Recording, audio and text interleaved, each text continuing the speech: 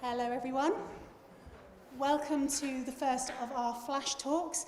This is Mike Rayner, Professor of Population Health here at the University of Oxford, and he is going to be talking to us about the meat tax. Over to you. Okay, thank you very much, everyone. I haven't got slides, I've just got a script.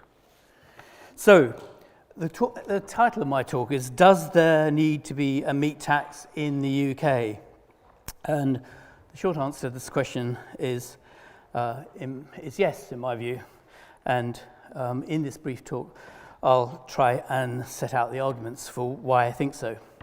So first, of course, it needs to be acknowledged that we have a climate and nature crisis.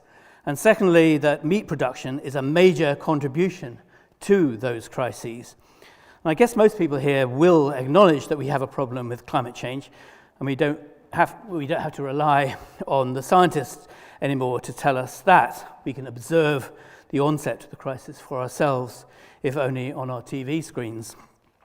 But I accept that you will not all agree that meat production is a big part of the problem, particularly if you're a livestock farmer. So are there any farmers in the audience? Phew, good. I mean, few. So, however, I think that even farmers will agree that there is a problem with the sustainability of our food system. On a global basis, it contributes around 30% of all greenhouse gas emissions, and animal production accounts for about 60% of this 30%, as our previous speaker said. This means that even if we stopped emissions from fossil fuels right now, emissions from food production alone would take us well beyond the carbon budget for 1.5 degrees C of global warming set by the Intergovernmental Panel on Climate Change. Now, people will generally acknowledge that farming practices far away, say clearing of rainforests for growing soya in the Amazon basin, are a problem, but worry less about diets here in the UK. But I beg to differ. What we eat here determines what is produced there. Furthermore, if we are going to reduce the carbon footprint of diets, we need to focus on the types of foods that we eat rather than where they come from, or even how they were produced. So perhaps all of you will know that one portion of beef, for example, whether imported from abroad or from a cow reared here, whether that cow was pasture-fed or reared on soya grown on land which was formerly rainforest, is responsible for more than 100 times the greenhouse gas emissions of one portion of baked beans. So pasture-fed beef might be associated with fewer greenhouse gas emissions than soya-fed beef, but even if it is, the difference is marginal, really marginal, compared with the difference between beef and beans and other sources of plant-based protein. So what, you might say? This doesn't mean we should introduce a meat tax in the UK. And here are my arguments for why.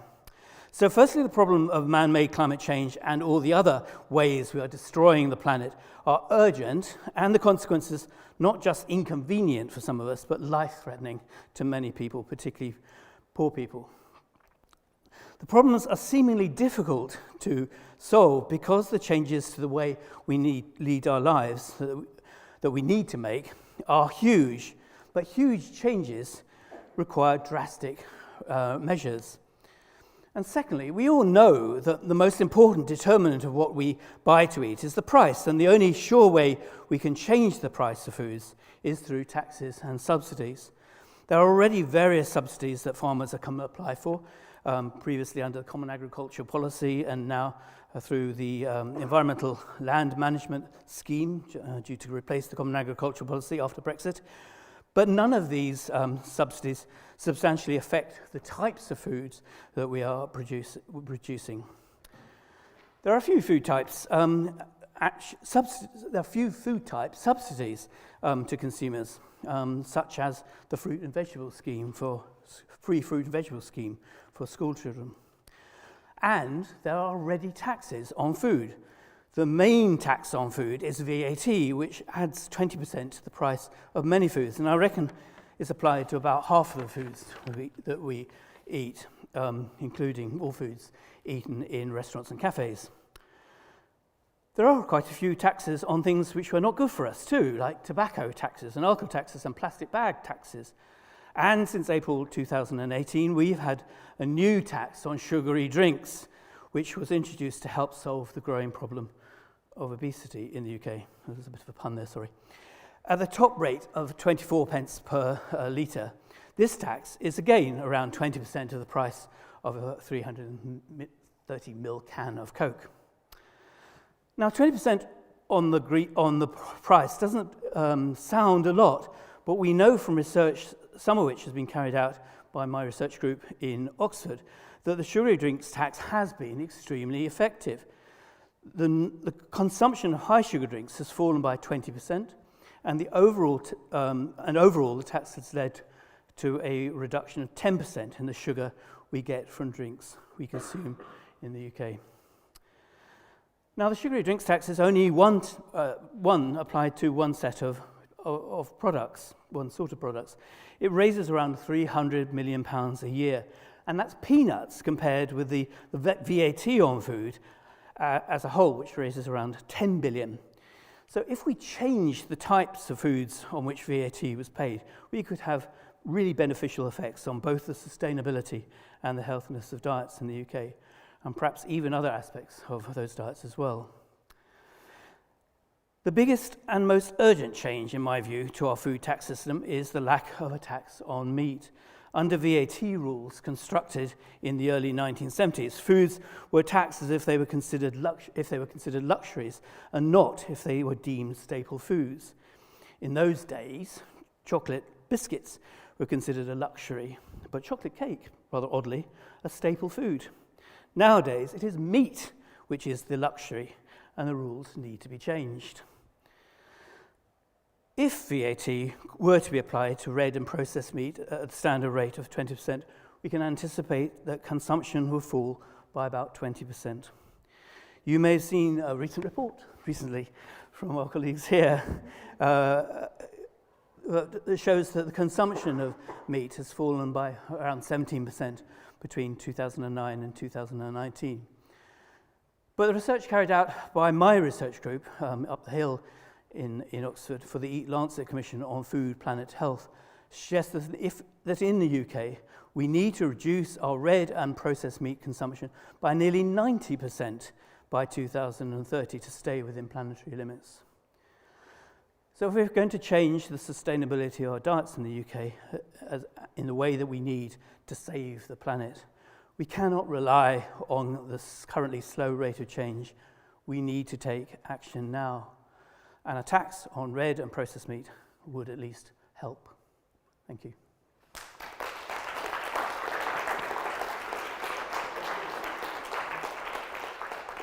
I'm happy to take questions, but perhaps we should move on, should we? I think we'll be leaving questions just for now. Maybe if we've got time at the end, okay. If you have any questions for any of our three speakers.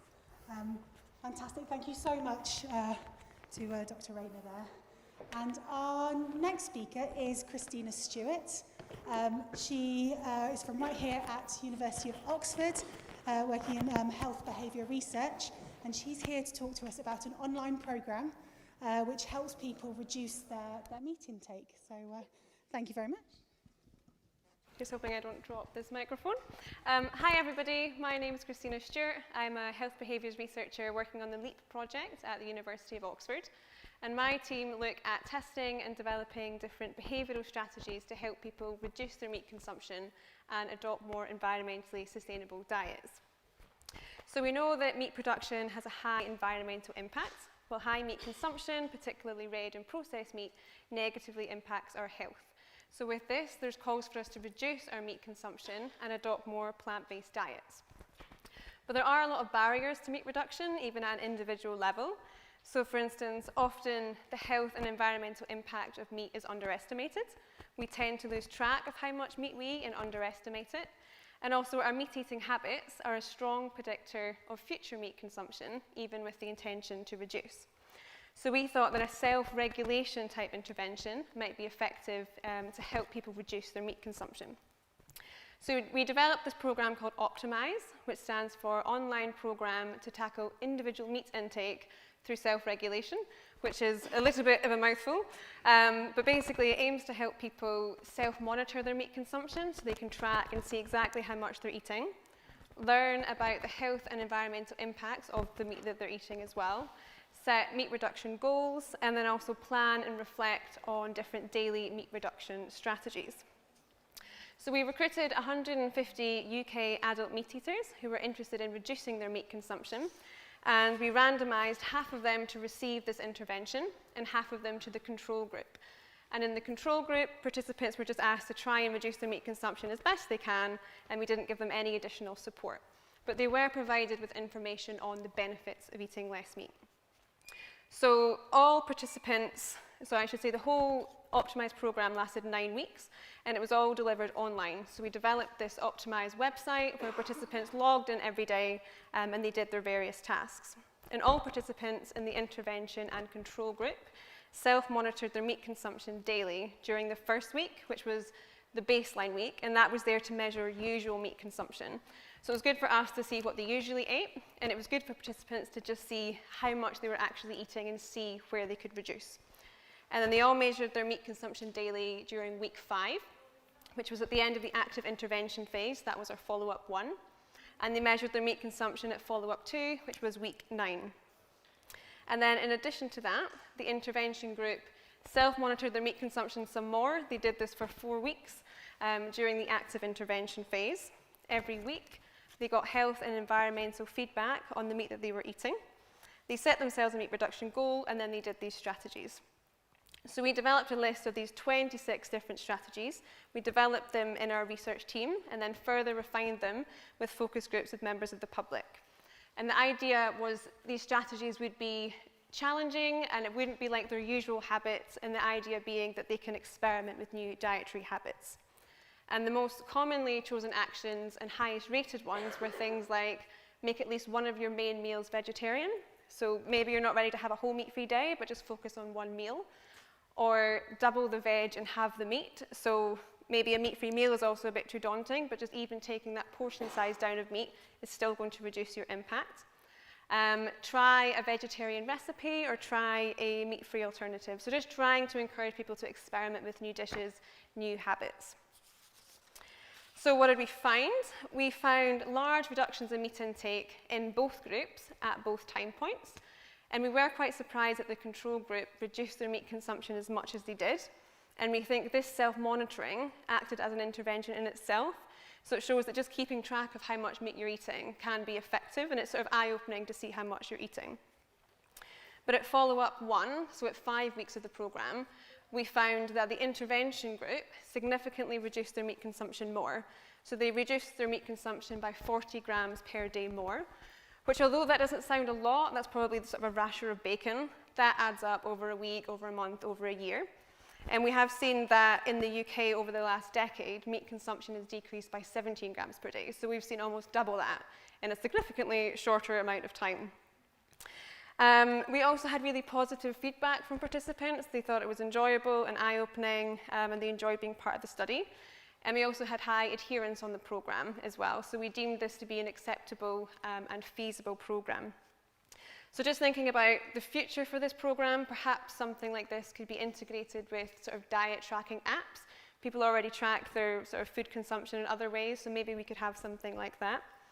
And also just to say, little plug, this programme is still online. We've stopped recruitment for the actual study, but if anyone wants to have a look or if you do want support in reducing your meat consumption, you can access it online. It's optimizediet.org. And I'll be around this evening if anyone wants to chat or ask any other questions. But that's me.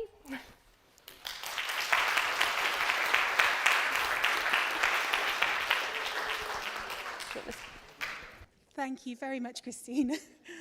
That was so interesting. Thank you. I'm actually going to go and have a look on that after tonight. So yeah, that will be fantastic. Brilliant.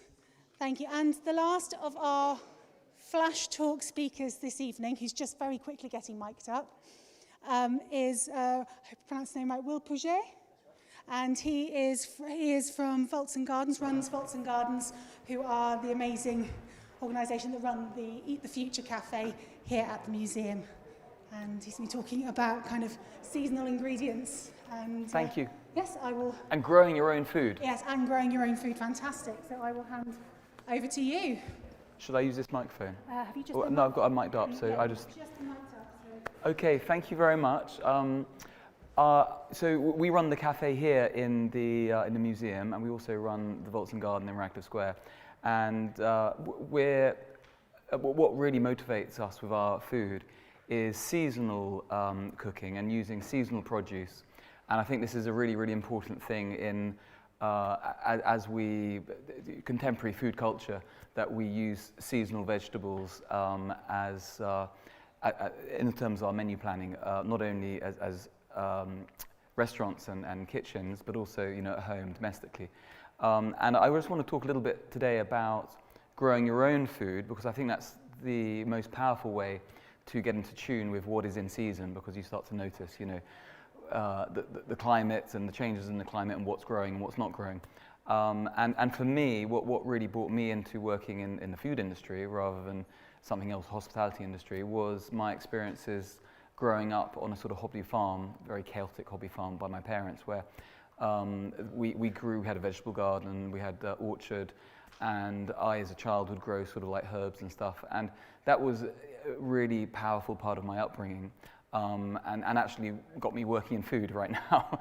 At the age of 47, I'm still working in food.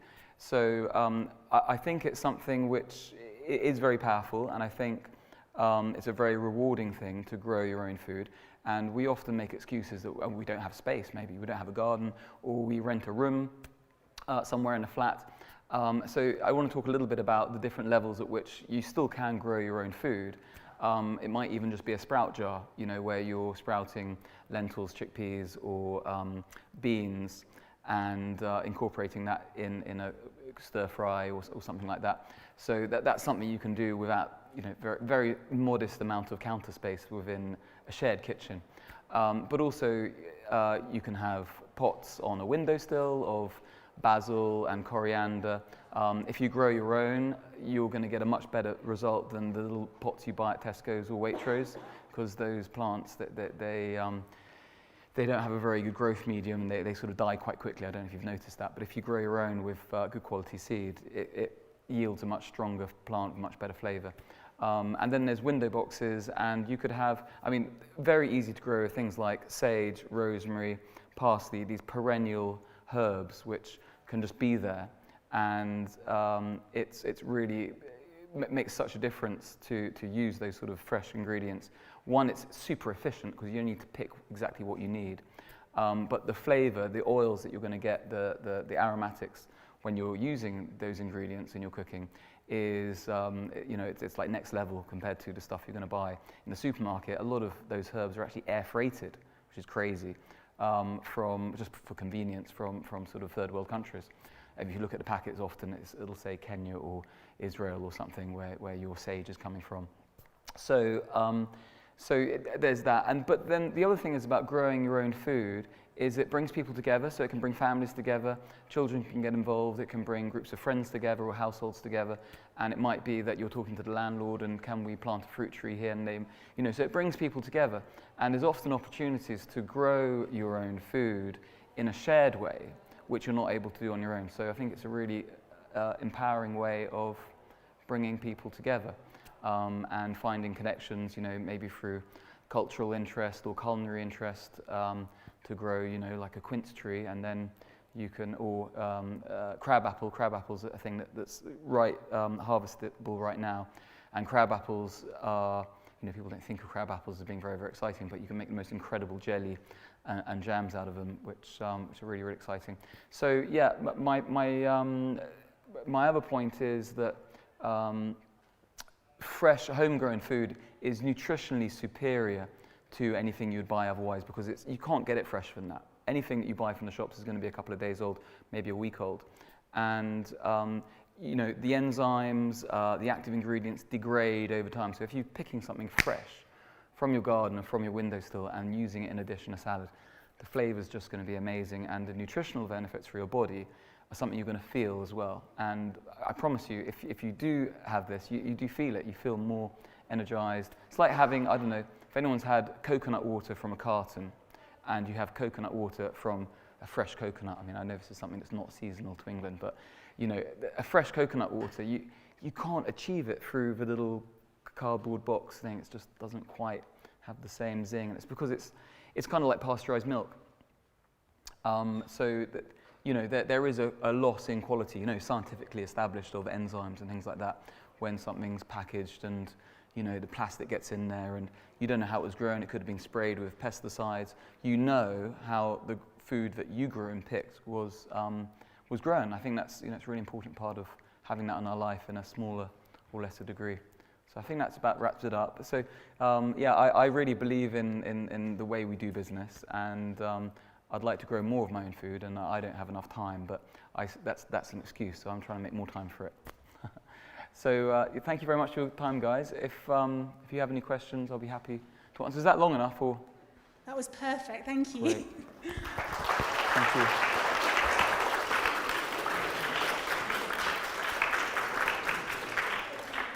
Thank you very much to Will and to all of our three Flash Talk speakers. I'm just looking at time. I'm just wondering whether it would be easy if you three would be happy if anyone had any particular questions for them, whether maybe just outside or just inside the cafe there, if you wouldn't mind if anyone kind of hang around for a couple of minutes. So if anyone did have any particular questions they wanted to ask, that might be an opportunity. So if we have a little bit more time and a little more depth for those particular questions, if that seems all right to our speakers. Fantastic. So thank you very much again.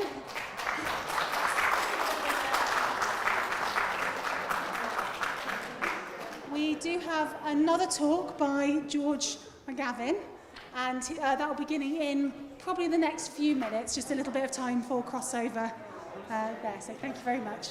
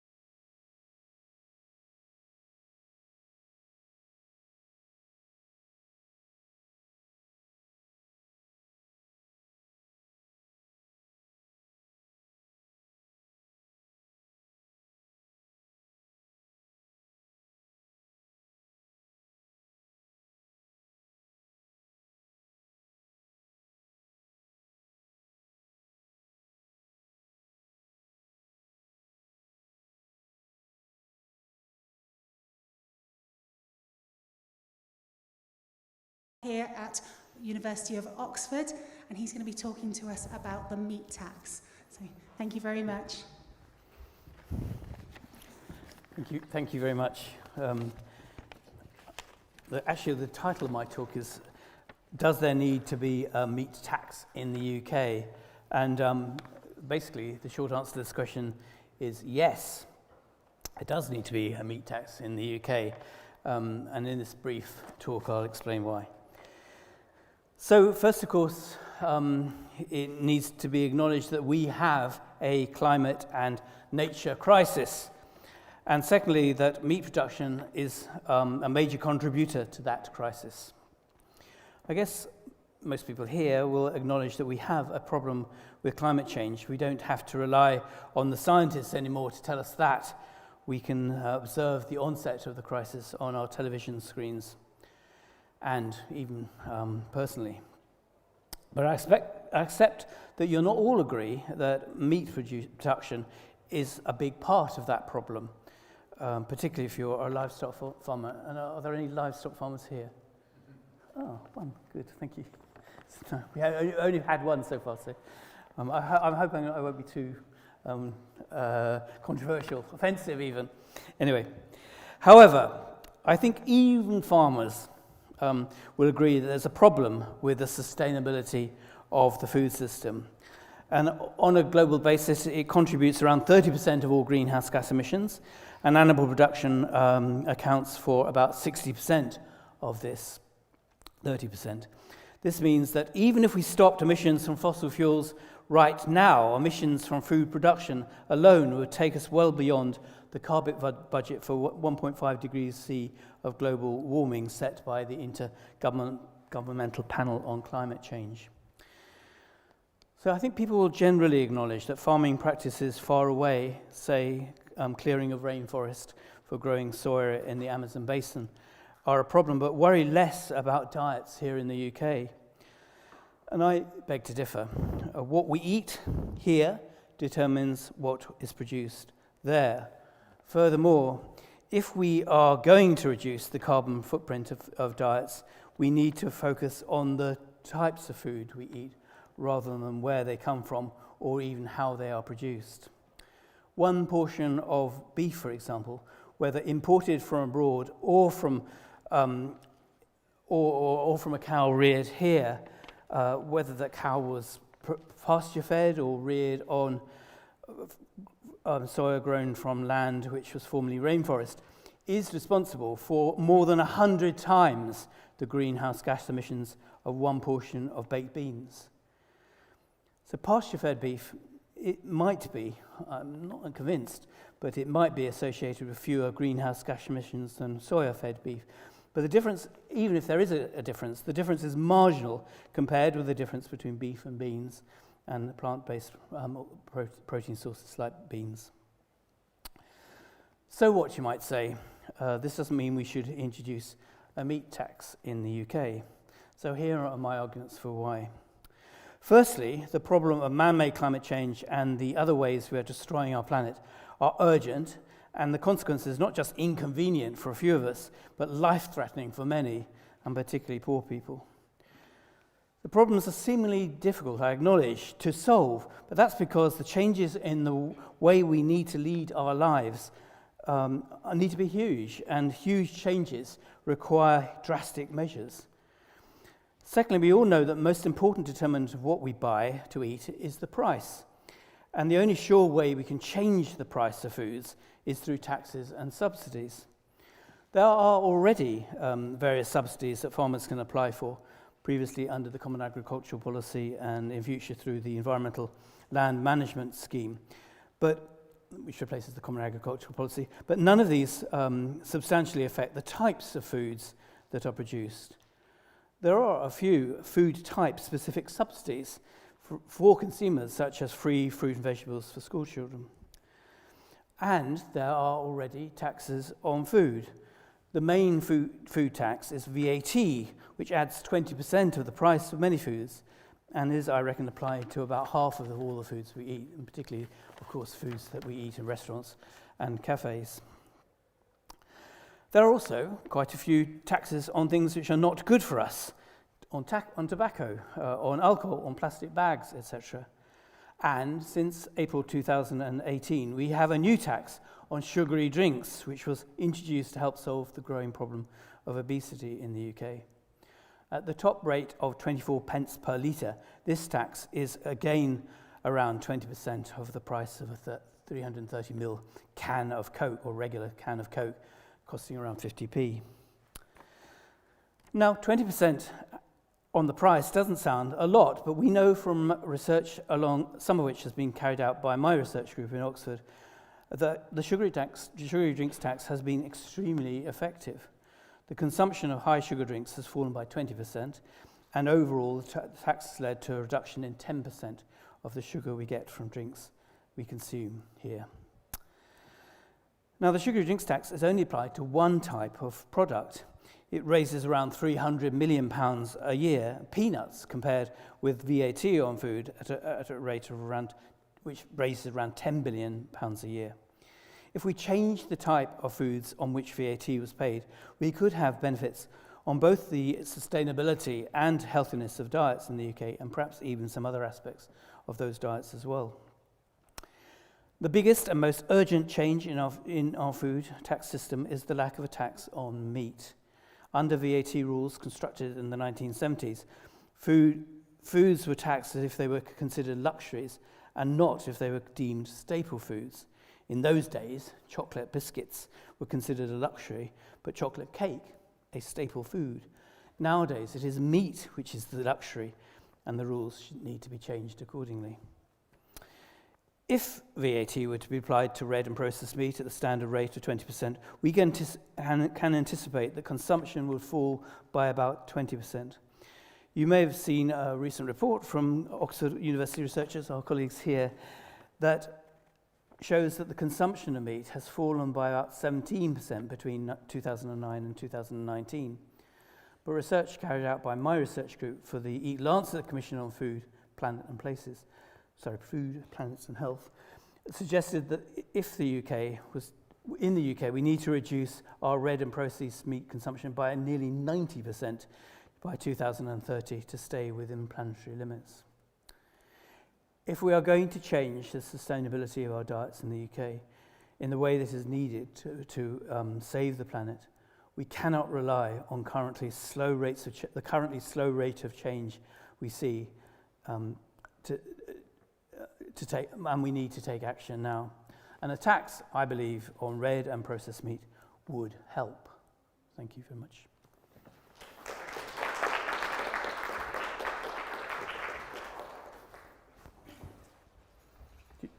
Fantastic. Thank you very much. Questions now or later? I was thinking, should we can do probably a bit of time for questions at the end, maybe for all three of our speakers.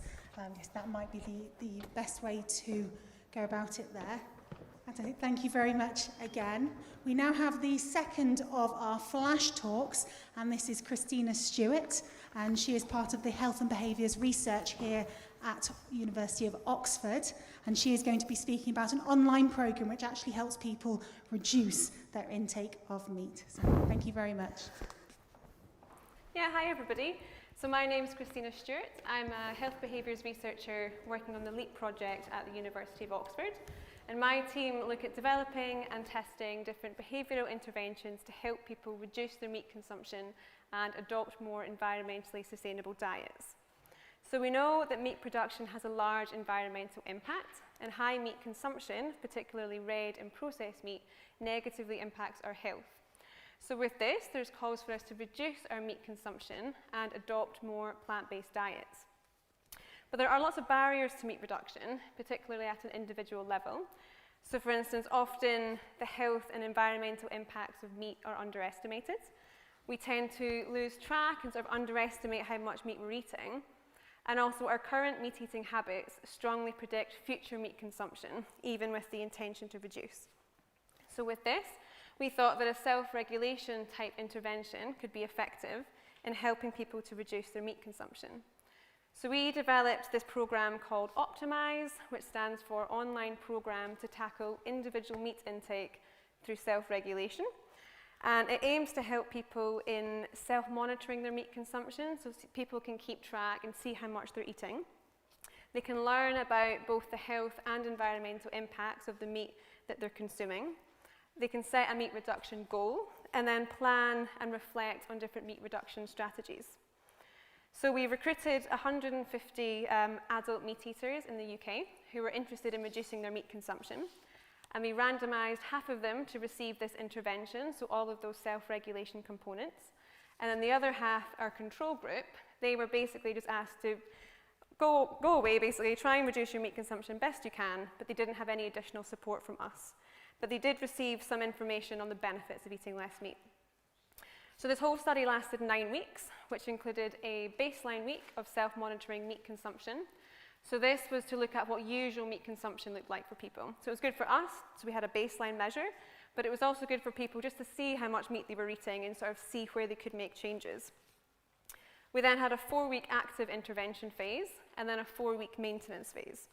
And all of this was delivered through a website. So we worked with web developers to create this platform, and then participants could go onto the website every day to do these different tasks. All participants in the control and intervention group, they kept track of their meat intake during 3 different weeks.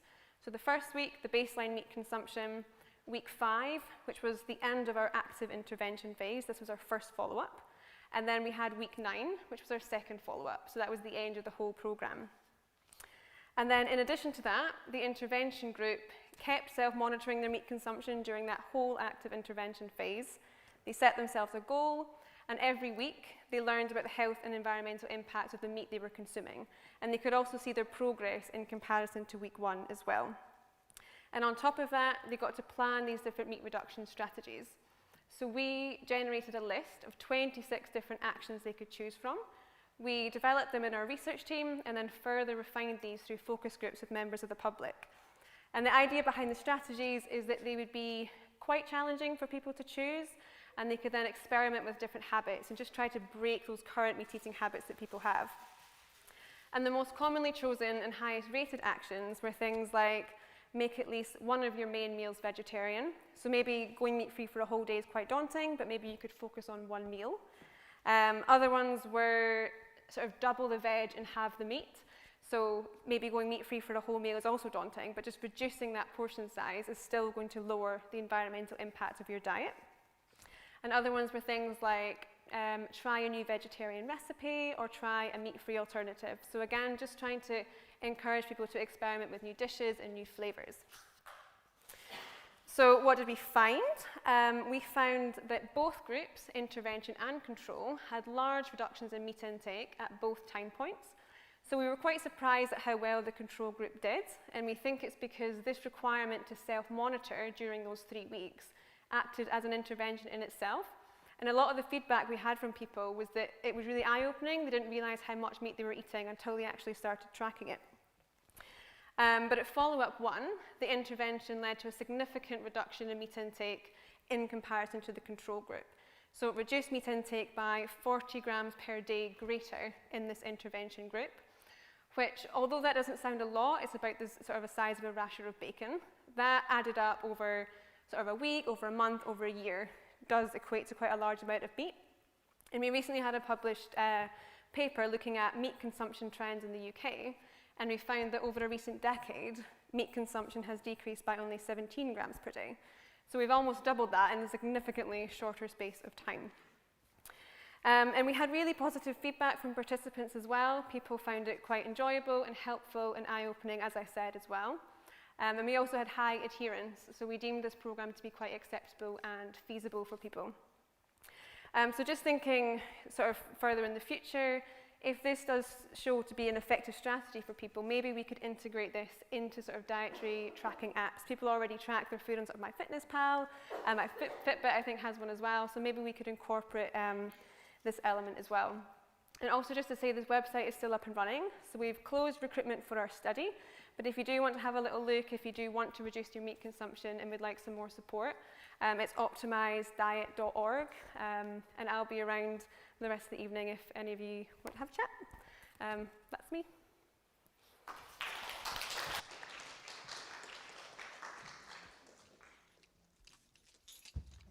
Fantastic, thank you very much.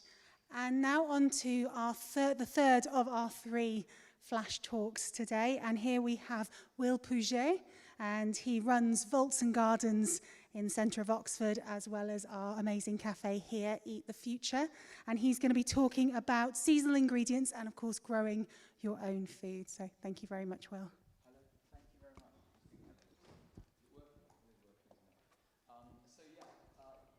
No, it's not working, I don't think. I think we are you still muted? Maybe. Oh, I've got it on mute, so I can unmute it. Sorry. Technical difficulties. There we Quick go. before everyone runs away. Hi, so thanks for coming.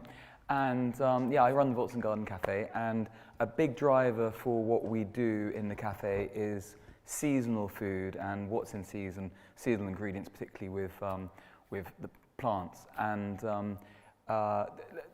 linked to that, I have a huge passion for people growing their own food.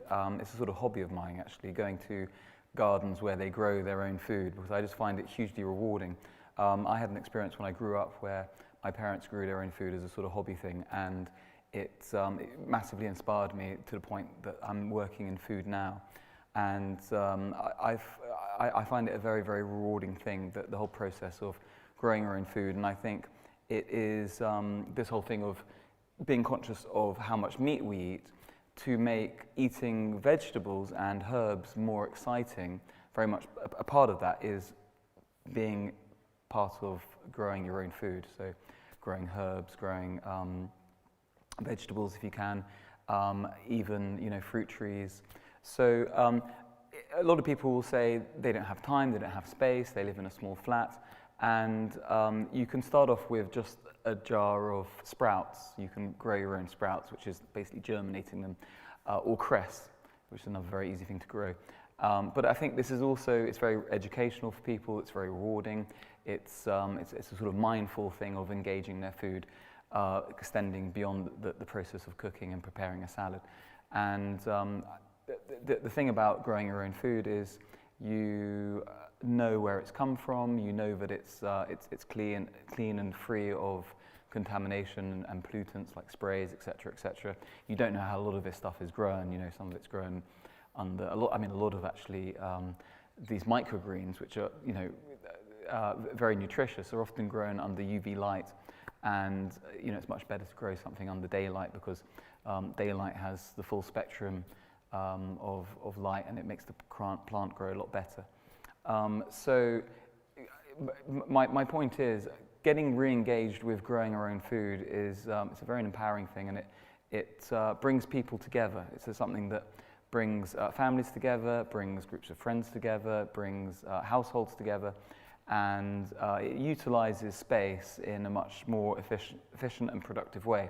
The great thing about growing anything, if you're growing, let's say, your own chives or your own rosemary or your own bay, you will only pick exactly what you need. You might pick a sprig of bay from a tree, you might snip some chives, there's no wastage, and obviously the other side of it is the flavor is going to be so much better than fresh bay from the tree, rather than a dried bay from a little powdered packet. So the essential oils, the enzymes, all the aromatic compounds which are in these plants are so much fresher, they're so much more abundant when they're super fresh. If you've picked something, it might be something like a broccoli, or it might be like spring onion, fresh from your garden, you've used it in a dish, it's going to be much more potent than anything you've bought from the supermarket and in a packet. And I think this whole process of re-engaging with food at this level of growing it there's so many different benefits. And I think it's an important part of understanding what's in season and bringing it into our daily lives. And a lot of people who make a lot of money, you find out that their new hobby is sort of growing vegetables. So it's like, we can actually do that without a huge amount of money. We can still do it. You just got to make time for it and make an intention, a routine, and try to bring it into your daily life and that of your friends and family. So my point is, try to grow lots of fruit and vegetables if you can, or herbs, in the smallest or biggest way you can, and I think it will enrich your lives tremendously. Also, come and eat at the Vaults and Garden, because a lot of our food has come from, there's a place actually, I'd like to say one place to promote somewhere which isn't us. Wharton Organic Garden is a great cafe, farm shop, just north of Oxford in Yarnton, and they've got a lovely garden where you can walk around, you can see the herbs and the vegetables, chickens running around amongst the fruit trees, etc. That's quite an inspiring place to go. Okay, thank you very much, guys. If you want to talk to me about any questions, I'm more than happy to do my best to answer them. Thank you.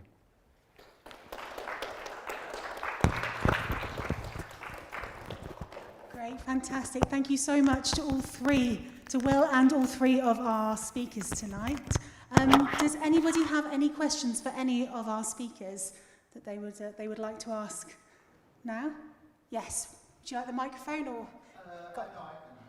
For the first speaker, I was wondering if there's been any kind of been able to lobby the government at all, or any kind of places. Is there any traction that you've been able to get with the meat tax? And if not, why not? Basically no is the answer to that question. I mean, there are very few politicians who are in favour of a meat tax in the UK.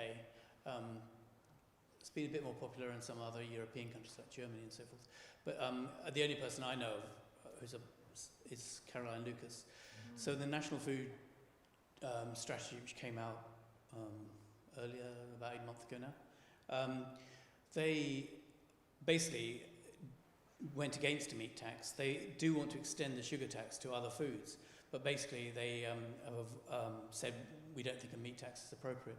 So there's quite a lot of opposition to a meat tax, quite frankly, both in the UK and elsewhere. We haven't got a meat tax anywhere else in the world at the moment, but I'm not despairing because 15 years ago people like me were advocating a sugar tax, and now we've got sugar taxes in 80 countries. So you can get momentum, and the momentum around a sugar tax came from countries like Mexico even, who introduced a tax, and the UK government latterly came on board. But so I think it will happen. In fact, I'm sure we'll have to have a meat tax actually, because I think we won't be able to change our diets fast enough if we're not incentivized by prices to do so.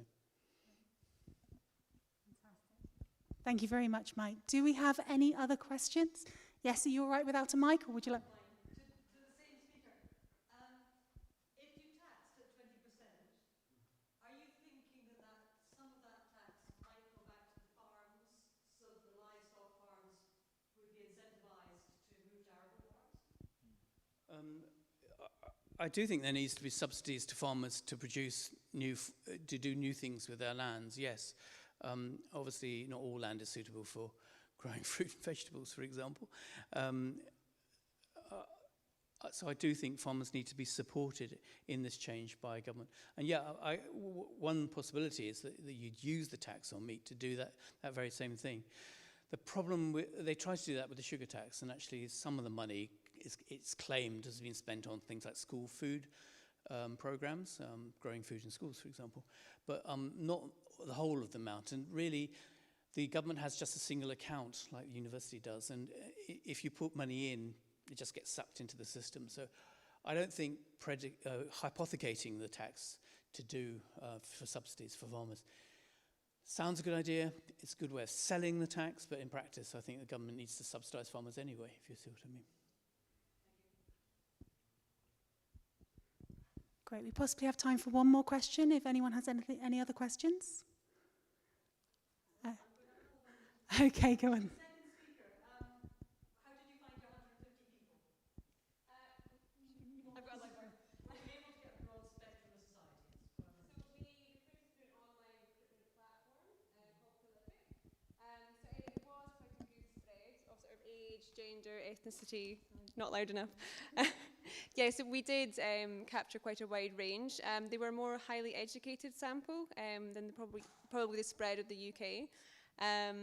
And the only thing as well, they consume meat at least 5 times per week, so that was one of our screening criteria. So they were very high meat eaters, and they were already motivated to reduce their meat consumption as well. Great. Well, thank you again to all three of our speakers. I hope you enjoyed our flash talks this evening and enjoy the rest of our late night here at the museum. Thank you very much.